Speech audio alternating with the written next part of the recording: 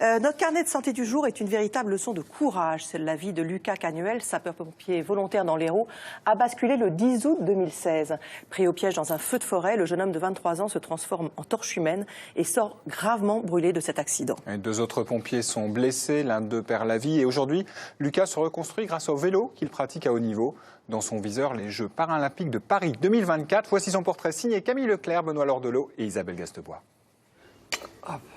Pompier volontaire depuis l'âge de 14 ans, Lucas Canuel est aujourd'hui pompier de cœur dans cette caserne de Montpellier. Un soldat du feu marqué à vie par son engagement citoyen, après avoir été pris au piège dans un incendie de forêt en août 2016. Je suis sorti de cette mésaventure avec 40% de ma surface brûlée, surtout au niveau des jambes. Et après, j'ai eu les mains très gravement touchées. Et du coup, malgré toute la chirurgie qui a été mise en place, tous les soins, etc., on a dû amputer la totalité des 10 doigts. Malheureusement, j'ai eu l'accident, mais ça continue. Mes collègues, ils sont là, ils ont toujours été là. Et ça, c'est important. Les collègues de Lucas, ou sa deuxième famille. Des pompiers avertis des dangers du métier, mais inhabitués à voir souffrir l'un des leurs. Revoir Lucas, pour nous, c'est que du positif, parce que tous les jours, on voit l'évolution.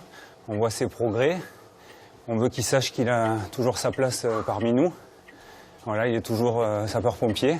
Je pense que d'une part, ça lui fait déjà oublier son handicap, de venir ici, de parler aux copains, de revoir un peu de chaleur humaine, entre guillemets, qu'il a connu auparavant. Et je pense que nous-mêmes, ça nous fait du bien de le soutenir. L'aider aussi pour lui simplifier la vie, même si le handicap n'empêche pas Lucas d'être le plus autonome possible. Le poids, tu veux ?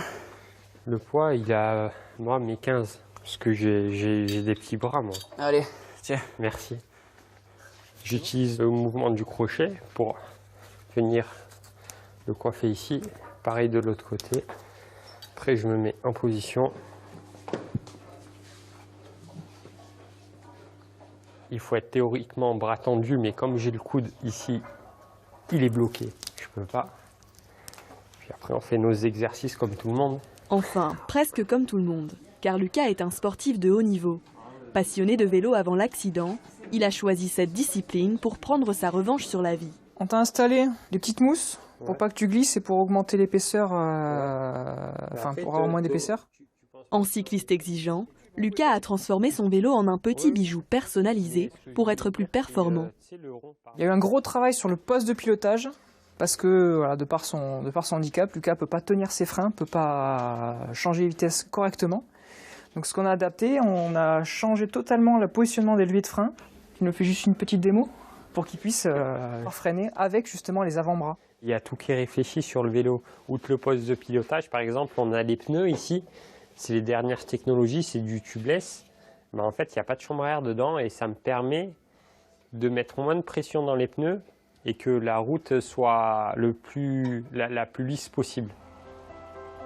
Chaque semaine, Lucas pédale jusqu'à 500 km, souvent autour du pic Saint-Loup. À peine 1 an et demi après s'être remis en selle. Je suis pas revanchard, c'est juste comme je l'explique simplement, c'est pas du courage ce que je suis en train de faire. C'est juste que j'ai eu un accident et le but d'un accident, c'est de se relever. J'ai mis un moment à me relever, je ne suis pas encore complètement rétabli, mais je trouve qu'on n'est pas trop mal.